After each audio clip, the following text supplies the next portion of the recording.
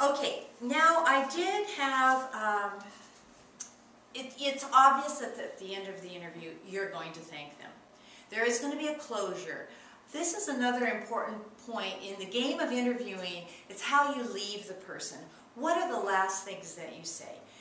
Obviously, beyond thank you, there's more that you could say. And I do have another sheet in the toolkit here that states, always ask for the job. And I have different ways that that can happen.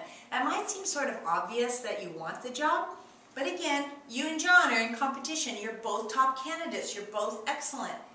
He closes by saying thank you very much for the interview and walks out the door.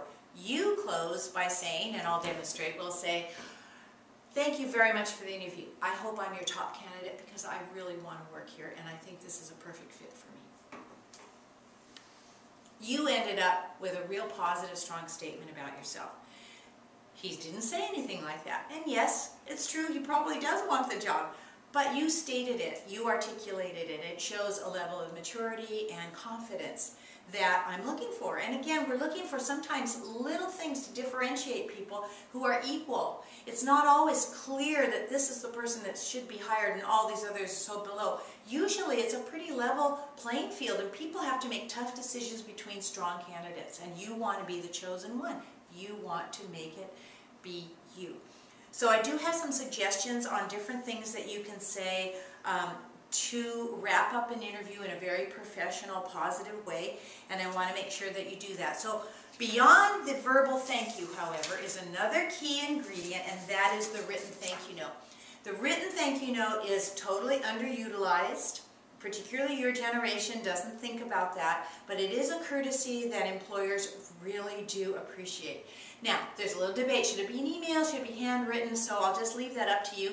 Some employers are totally fine with getting an email thank you note, but they do notice if they get one or don't get one.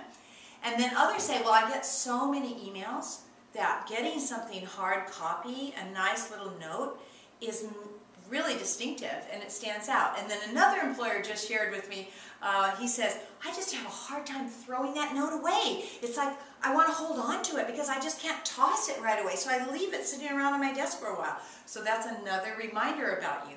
It also gives you another opportunity for you to highlight something that might have come up during the interview that you wanted to share with them. Just say, oh, by the way, I forgot to tell you that my dad's your boss. I don't know, something just that is.